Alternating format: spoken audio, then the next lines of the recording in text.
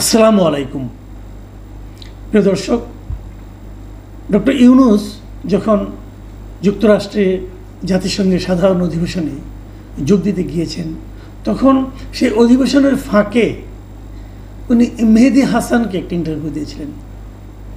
মেহেদী হাসান হচ্ছেন সেই সাংবাদিক যিনি একসময় বিবিসিতে ছিলেন, তারপর আল জাজিরায় ছিলেন, এখন নিজেই জিটিও নামে একটি আলাদা সংবাদ মাধ্যম গড়েছেন এবং উনি এই সংবাদ মাধ্যমে মোটামুটি চেহারা বলতে পারেন, ফেস বলতে পারেন, এবং উনি সাংবাদিক হিসেবে খুবই আপনার জনপ্রিয়। এবং ইন্টারভিউ যখন উনি করেন তখন ইন্টারভিউগুলো আসলে শোনার মতোই হয়। আপনাদের নিশ্চয়ই মনে আছে যে আওয়ামী লীগ সরকার থাকতে আওয়ামী লীগ সরকারের যিনি পররাষ্ট্র বিষয়ক উপদেষ্টা ছিলেন গওহর রিজভী, তাকে লন্ডনে একটা ইন্টারভিউ তখন বিবিসির পক্ষ থেকে রীতিমতো নাস্তানাবুদ করেছিলেন এই মেহেদী হাসান। উনি এর আগে 2017 সালের দিকে ডক্টর ইউনূসকেও ইন্টারভিউ করেছিলেন।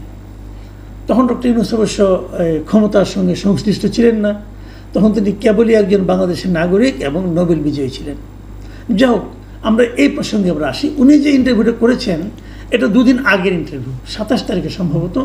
বাট আমরা আজকে সকালে বিভিন্ন এবং অনেকে রাতে আমরা একটা রিল পেয়েছি প্রথম ফেসবুকে, 3 মিনিটের একটা রিল ছিল। সেই রিলে কিছু কিছু কথা ছিল।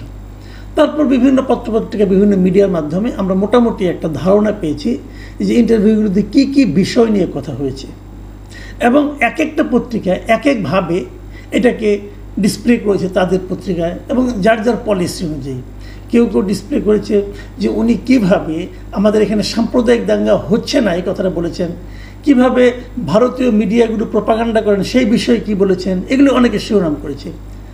উনি এখানে আলোচনা করেছেন যে নির্বাচন কবে হবে, নির্বাচনের সময়সীমা নিয়ে কথা বলেছেন। এখানে উনি কথা বলেছেন যে তাদের সরকারের মেয়াদ কতদিন হতে পারে সেটা নিয়ে আলোচনা করেছেন। আওয়ামী লীগের নিষিদ্ধ হওয়া না হওয়া অথবা যে কোনো সময় আওয়ামী লীগের নিষিদ্ধ হওয়া থেকে উঠে যাওয়া নিয়ে আলোচনা করেছেন।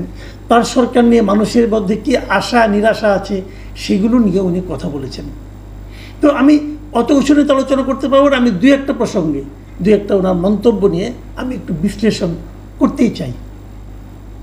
সবচেয়ে নাকি যে জিনিসটা নিয়ে সবচেয়ে বেশি বিভ্রান্তি ছড়িয়েছে এবং একাধিক পত্রপত্রিকায় আমি দেখেছি, তারা হেডলাইন করেছেন যে আওয়ামী লীগের নিষেধাজ্ঞা যে কোনো সময় তুলে নেওয়া হতে পারে। এই ধরনের শিরোনাম বেশ কয়েকটা পত্রিকা করেছেন। আসলে কি ডক্টর ইউনূস এই কথা বলেছেন? উনি বলেননি। উনি কি বলেছেন সেটা শুনুন। উনি বলেছেন যে জিনিসটা সেটা হলো গিয়ে যে আওয়ামী লীগকে আমরা নিষিদ্ধ করিনি, আসলে তো করেনি। আওয়ামী লীগের বিচার হচ্ছে, বিচার যতদিন সম্পন্ন না হবে ততদিন আওয়ামী লীগের রাজনৈতিক কর্মকাণ্ড স্থগিত থাকবে। তা রাজনৈতিক কর্মকাণ্ড স্থগিত আর দল নিষিদ্ধ তো এক জিনিস নয়। ছাত্রলীগকে নিষিদ্ধ করা হয়েছে, আওয়ামী লীগকে নিষিদ্ধ করা হয়নি। ছাত্রলীগ এবং হিজবুত তাহরির বর্তমানে বাংলাদেশের একই স্ট্যাটাসে দুটা সংগঠন, কিন্তু আওয়ামী লীগ তা নয়। তো যেহেতু যেটাকে নিষিদ্ধ করা হয়নি, স্থগিত করা হয়েছে, এই স্থগিতাদের যে কোনো সময় তুলে উঠে যেতেই পারে, এটা কোনো সমস্যা নাই। কিন্তু যাবে যে না, উঠে যে যাবে না, এটা ডক্টর ইউনূস নিজেই আবার ক্লিয়ার করেছেন। কীভাবে ক্লিয়ার করেছেন? উনি বলেছেন যে আওয়ামী লীগ নির্বাচনে অংশ নিতে পারবে না। কেন নির্বাচনে অংশ নিতে পারবেন? এই প্রশ্ন করেছে। খুব ছোটো ছোটো কতগুলো প্রশ্ন ছিল। আপনারা যদি প্রশ্নগুলো শুনেন তাহলে বুঝতে পারবেন। যেমন ওনাকে বলেছে নিষেধাজ্ঞার ব্যাপারে ডক্টর ইউনূস জবাব দিয়েছেন, না এটা ভুল, কারণ আমরা আওয়ামী লীগকে নিষিদ্ধ করিনি। সত্য কথা বলেছেন, করে নাই। তারপরে মেহেদী হাসান প্রশ্ন করেছে, মানে আপনারা কি তাদের নিবন্ধন বাতিল করেছেন? তিনি উত্তর দিয়েছেন, না নিবন্ধন নয়, কেবল তাদের রাজনৈতিক কার্যক্রম স্থগিত করা হয়েছে। ঠিকই বলেছেন। তখন মেহেদী হাসান জিজ্ঞাসা করেছেন এর মানে কি? ডক্টর ইউনূস উত্তর দিচ্ছেন, এর মানে হলো তারা কোনো রাজনৈতিক কার্যকলাপ করতে পারবে না। একটা রাজনৈতিক দল যদি রাজনৈতিক কার্যকলাপ করতে না পারে তাহলে তার থাকা না থাকার কি আছে? তার মানে দলটাকে কমায় রাখা হয়েছে। উদাহরণ দিয়ে বলি, ধরেন আপনি একটা মানুষ, আপনাকে আমি বললাম যে তুমি মানুষ আছো, ঠিক আছো, কিন্তু তুমি কোনো মানবিক কার্যক্রম করতে পারবে না। এখন মানুষ যদি মানবিক কার্যক্রম করতে না পারে তাহলে সেই মানুষের সঙ্গে মৃত মানুষের পার্থক্যটা কি? বলেন পার্থক্যটা কি? আপনি বলবেন যে আমি কোমায় আছি, আরে কোমায় থাকলেও তো আপনি শ্বাস প্রশ্বাস নিচ্ছেন, শ্বাস প্রশ্বাস নেওয়াটাও তো একটা মানবিক কার্যক্রম। তার মানে আপনি শ্বাস প্রশ্বাসও নিতে পারবেন না। তো একটা রাজনৈতিক দলকে যদি বলা হয় যে তুমি রাজনৈতিক কর্মকাণ্ড করতে পারবে না, তাহলে সে কী করতে পারবে? তাহলে এটাকে বোধ হয় যে সায়েন্স ফিকশনে বলা হয় না যে হাইবারনেশন, আপনার হাইবারনেশন, শীত নিদ্রায় আপনি যাবেন, 20 বছর 30 বছর পর হঠাৎ করে জেগে উঠবেন, হয়তো সেরকম কিছু। তখন প্রশ্ন করেছেন, তাকে বলা হয়েছে, মেহেদী হাসান প্রশ্ন করেছেন, তাহলে আপনারা তো কার্যত মানে তারা নির্বাচনে প্রতিদ্বন্দ্বিতা করতে পারবে না। তখন আবার ডক্টর ইউনূস বলতেছেন কি শুনেন, না দলটি এখনও আছে। মানে আছে মানে কি রে ভাই, কীভাবে থাকবে তাহলে বলেন? আচ্ছা, মেহেদী হাসান বলল তারা কি নির্বাচনে প্রতিদ্বন্দ্বিতা করতে পারবে? ডক্টর ইউনূসের জবাব, এখন নয়, কারণ কার্যক্রম নিষিদ্ধ। ভেরি ভ্যালিড উত্তর, যে যার কার্যক্রম নিষিদ্ধ সে নির্বাচন কীভাবে করবে? কারণ নির্বাচনের অংশ নেওয়া, নির্বাচন এটা তো ইটসেলফ একটা পলিটিক্যাল অ্যাক্টিভিটিস। তো আওয়ামী লীগ পলিটিক্যাল অ্যাক্টিভিটিসে অংশ নিতে পারবে না। তখন আরেকটা দিনে প্রশ্ন করা হয়েছে তাকে, ঠিক আছে তাহলে আগের সরকারের পুনরাবৃত্তি নিয়ে যে সতর্ক করা হয়েছিল তা থেকে এটি কীভাবে ভিন্ন? মানে আগে গভর্নমেন্টগুলি যা করতো আপনারা তাই করছেন। তখন উনি আবার জবাব দিচ্ছেন, তারা একটি দল হিসাবে বৈধ রয়েছে, তবে আপাতত তাদের কার্যক্রম স্থগিত। আমি বলতে চাচ্ছি যে কোনো সময় এটি উন্মুক্ত করা যেতে পারে। কে করবে উন্মুক্ত? আপনি করবেন? করবেন না, আপনি করবেন না। যে কোনো সময় হতে পারে, সেই যে কোনো সময়টা আজকে থেকে 20 বছরও লাগতে পারে, 10 বছরও লাগতে পারে, 10 বছর পরে হয়, সেটা যে কোনো সময় হলো। ভাই এগুলো হলো কথার মারপ্যাচ। আওয়ামী লীগকে যে স্থগিত করা হয়েছে কার্যক্রম, সেই স্থগিতাদেশ বহাল করার কোনো স্কোপ আছে বলে আমি মনে করি না। যেমন ধরেন, তখন প্রশ্ন করেছেন মেহেদী হাসান যে আপনি বলতে চাচ্ছেন আপনারা স্থগিত কার্যক্রম আবার শুরু করে দিতে পারেন? প্রশ্ন করছে, উত্তর দিচ্ছে, স্থগিতাদেশ তুলে নেওয়া যেতে পারে, এমন সম্ভাবনা আছে, আছে আবার নাই। আচ্ছা আছে। মেহেদী হাসান বললেন যে আপনারা দলটি নিষিদ্ধ করেননি, আপনারা শুধু বলছেন যে তারা আপাতত নির্বাচনে অংশ নিতে পারবে না। তার উত্তর ডক্টর ইউনূসের, ঠিক তাই। বলে দিলেন ঠিক তাই। দেখেন তারপরে দেখেন কীভাবে সেলফ কন্ট্রাডিক্টরি উত্তর আসে।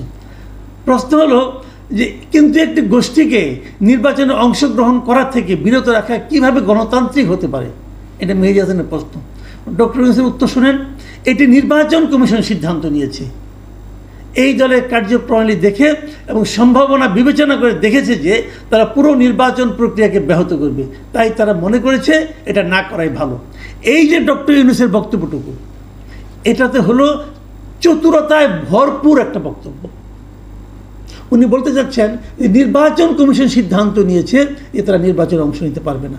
না, যখন তার আপনি রাজনৈতিক কর্মকাণ্ড স্থগিত করলেন তখনই তো ভার্চুয়ালি তার নির্বাচনে অংশগ্রহণ করা শেষ।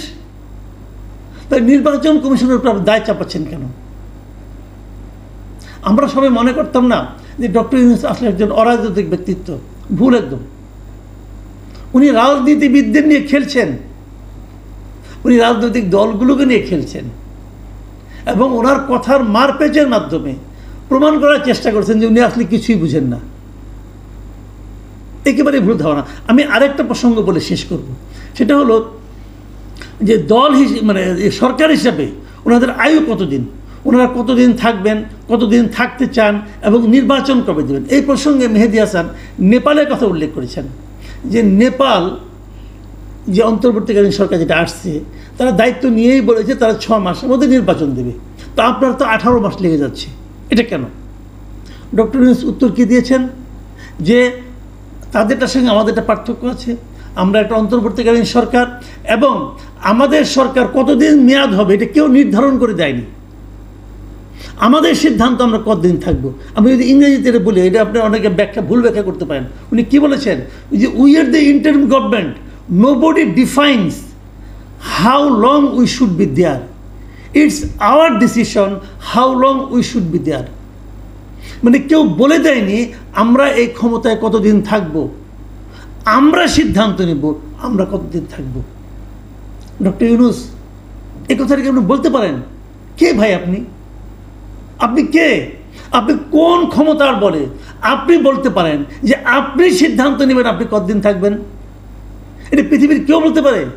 আপনি কি বলতে পারেন আপনি কতদিন বাঁচবেন? পৃথিবীর কেউ বলতে পারে? আপনি সিদ্ধান্ত নেবেন। আপনাকে এই এখতিয়ার কে দিল? এই এখতিয়ার আপনি কোথায় পেলেন যে আপনি সিদ্ধান্ত নেবেন যে আপনি কতদিন থাকবেন? এর চেয়ে ধৃষ্টতাপূর্ণ বক্তব্য হতে পারে না। এটা উনি বলেছেন, আমি এই জন্য ইংরেজিটা পড়লাম। এবং উনি আবার এর সঙ্গে এটাও বলেছেন, যখন বলছে যে অনেকে মেহেদী হাসান যখন বলেছেন যে অনেকে তো বলছে যে দেরি হয়ে যাচ্ছে নির্বাচন দিতে আপনাদের, তখন ওনার জবাব কে দিয়েছেন? হ্যাঁ বলেছে, কেউ কেউ বলেছে। আবার অনেকে তো এটাও বলেছে আপনি 5 বছর থাকেন, আপনারা 10 বছর থাকেন, আপনারা 50 বছর থাকেন, এটা অনেকে বলেছে। তো কোনটা উনি গ্রহণ করবেন? আমার সব ধরনের মতামতই আছে। কাজে আমরা সিদ্ধান্ত নেব আমরা কতদিন থাকবো। ও গড, হায় আল্লাহ, এগুলি কি শুনছি আমরা এই লোকের মুখে। এটা ওই অনেক সময় আমি একটা উদাহরণ দিতাম, মাঝে মাঝে বলতাম যে সিন্দাবাদের ভূতের মতো অবস্থা হয়ে গেছে। সিন্দাবাদের বুড়ো ছিল না একটা, ঘাড়ে চেপে বসেছিল, আর নামে না। ওনার অবস্থা অনেকটা ওরকম হয়ে গেছে। তো মানে এই যে মানসিকতাটা, হয়তো উনি নামবেন, হয়তো উনি চাপে পড়ে ফেব্রুয়ারিতে নির্বাচনের কথা বলছেন, হয়তো বলছেন, কিন্তু আমি বলছি ওনার মানসিকতার কথা। উনি ভাবছেনটাকে নিয়ে নিজেকে। মনে রাখবেন ডক্টর ইউনূস, আপনাকে আর কথা বলি, এদেশে রিক্সাওয়ালা ঠিক করবে আপনি কয়দিন থাকবেন, এদেশের শ্রমিক ঠিক করবে আপনি কয়দিন থাকবেন, এদেশে যে লোকটা 2 বেলা খেতে পারে না সে ঠিক করবে আপনি কতদিন থাকবেন। তার ইচ্ছা অনিচ্ছার উপর আপনি থাকা না থাকাটা নির্ভর করবে, আপনার ইচ্ছা অনিচ্ছার উপর নয়। যে লোক বলে যে আমার ইচ্ছা ওই ইচ্ছার উপর আমি থাকবো কি থাকবো না, এটা আমার ইচ্ছা, বুঝতে হবে সেই লোকই স্বৈরাচারী।